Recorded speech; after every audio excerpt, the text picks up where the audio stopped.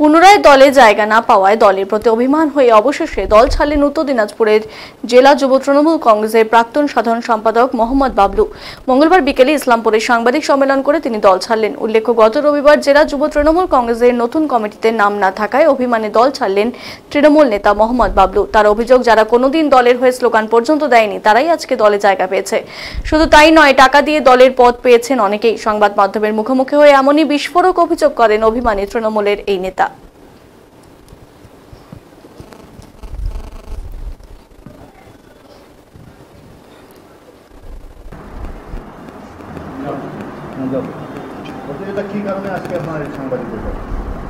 আজকে এই সাংবাদিক বৈঠক যে আছে আমি ডেকেছি, আমি দীর্ঘদিন 14 বছর ধরে দল করছি, যোগ্য সম্মান না পাওয়ার জন্য, তার জন্য আমি দলটা আজকে থেকে ছাড়ছি। কোন দল একটু বিস্তারিত যদি আপনি বলেন, মানে কেন ছাড়ছেন? আমি দীর্ঘদিন ধরে 2011 থেকে আমি যুব তৃণমূল কংগ্রেস করি, 2011 থেকে আপনার দল করি। আইএনটিটিউসি টাউন জেনারেল সেক্রেটারি 2014 থেকে 2017 অবধি ছিলাম। ইসলামপুর কলেজে ইউনিট সভাপতি ছিলাম 17 থেকে 2019। ইসলামপুর টাউন যুব তৃণমূল কংগ্রেসের ভাইস প্রেসিডেন্ট ছিলাম। তারপর আপনার উত্তর দিনাজপুর জেলা যুব তৃণমূল কংগ্রেসের কমিটির মেম্বার ছিলাম, যে সময় গৌতম দা সভাপতি ছিলেন। তারপর আবার যুব তৃণমূল কংগ্রেসের টিল নাও এখনও জেনারেল সেক্রেটারি ছিলাম, কাল অবধি ছিলাম, ওই পরশু অবধি, কমিটি অবধি। যোগ্য সম্মান না পাওয়ার জন্য আমি, যে দলে সম্মান নাই, যে দলে আমার জায়গা নাই, তো আমার ওই দলে থাকা না থাকা বেকার। তার জন্য আমি এই 14 বছর দল করলাম, দলের জন্য সব জিনিস, সব রকমের কাজ করেছি। সকাল থেকে বাড়ি থেকে বের হতাম তো দলের ব্যাপারে ভাবনা চিন্তা করে বের হতাম। চাকুলিয়া থেকে শুরু করে দলগোলা, আপনার করণদিঘি, আপনার চাকুলিয়া, গোয়ালপুকুর, এগুলো যত আছে ওখান থেকে যারা যারা নেতৃত্ব ফোন করতো ওনাদের সম্পূর্ণ কাজ করতাম আমি। তো আমি যদি দলে কোনো যোগ্য সম্মান পাচ্ছি না, ওই দলে আমার থাকা না থাকা বেকার। তার জন্য আমি দল ছাড়ছি। আমি এখন থেকে, এখন থেকে আমি একটা এনজিও করেছি মানুষদের সেবা দেওয়ার জন্য। যেহেতু আমি মানুষের সেবা দিয়ে আসছি, রক্ত থেকে শুরু করে, বিয়ে থেকে শুরু করে, থানা, নানা রকম সমস্যা, যাদের কোনো সমস্যা হয় ফোন করে আমি ঝাঁপিয়ে পড়ি। তো আমি যদি দল ছাড়ি দিই তো আমার তো ব্যাক সাপোর্ট লাগে। তার জন্য আমি একটা ফাউন্ডেশন করেছি, যে ফাউন্ডেশনটা মানুষ সেবা ফাউন্ডেশন নাম আছে। ওই ফাউন্ডেশনটা আমি আজকে থেকে স্টার্ট করব। তারপর প্রতিটা ব্লকে, প্রতিটা অঞ্চলে আমি মেম্বার বানাবো আমার এই ফাউন্ডেশনে। আমি ফাউন্ডেশনে হয়ে আমি প্রতিটা জায়গাতে কাজ করব, যত হবে ওইগুলো কাজ করব। যোগ্য সম্মান বলতে কি বলছেন?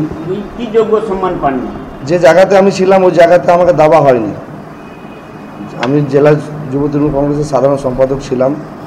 যে এআইটিসি পেজে ছাড়ে তার মধ্যে আমি দেখি যারা যারা আগে, যাদের ওয়ার্ডে বিজেপি লিড করে তারা যুব সভাপতি হয়ে যায়, কেউ জেলা এই টাউনের ভাইস প্রেসিডেন্ট হয়ে যায়। তো আমার কি ভুল আছে আমি জিজ্ঞাসা করি, তার কোনো আমি অ্যান্সারও পাই না। দীর্ঘদিন ধরে আমি আমার যারা সিনিয়র নেতৃত্ব আছে তাদেরকেও বলেছিলাম। এটা আমার নিজের উদ্যোগে। দলীয় পদ না হওয়ার কারণে কি দল ছাড়বেন? হ্যাঁ, বলছি এরপরে রাজনৈতিক দলের সঙ্গে যুক্ত হবে? এটা সময় অপেক্ষা, আমি এখন কিছু বলবো না ওগুলোর ব্যাপারে। আপনি কি মনে করছেন এখন যাকে যুবর নেতৃত্বে আনা হচ্ছে, তো তাহলে সেটা আরে দলের জন্য নিজে ওয়ার্ডে, নিজে বুথে লিড করতে হবে, তাহলে দলে থাকা ভালো। আজকে মমতা বন্দ্যোপাধ্যায় তো ভালো কাজ করছে, তার শর্ত কিছু মিসগাইডের জন্য রং নেতা চলে আসতেছে। এটা জানা দরকার ছিল দলকে। আপনি কি দলের কাছে কোনো পদের দাবি করেছিলেন? আমি দেখেন, আমি তো পদে ছিলাম, তো পদ থেকে সরানোর কী কারণ? আমি তো কাজ করছি দলে, আপনারা মিডিয়া ভাইয়ের বন্ধু এরা দেখছে, সব মিডিয়া, ফেসবুক লাইভে সব জায়গায় আমাকে দেখছে আমি কাজ করছি। আমি ছবি তুলে রাজনীতিতে আসিনি। আমি কলেজে সংগ্রাম করেছি, 40টা 45টা কেস খেয়েছি স্টুডেন্ট লাইফে।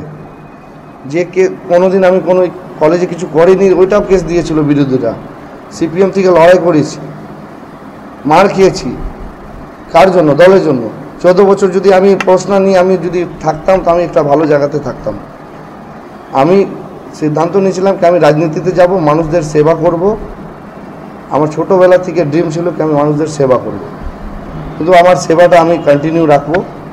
যার জন্য আমাকে যেখানে যেতে হয়, কোনো ব্যাপারে কারো কোনো অসুবিধা হয় আমার থেকে আপনারা কন্ট্যাক্ট করবেন, আমি আন্দোলনে নামে যাব আপনাদের জন্য। এটা আমার ওয়াদা আছে।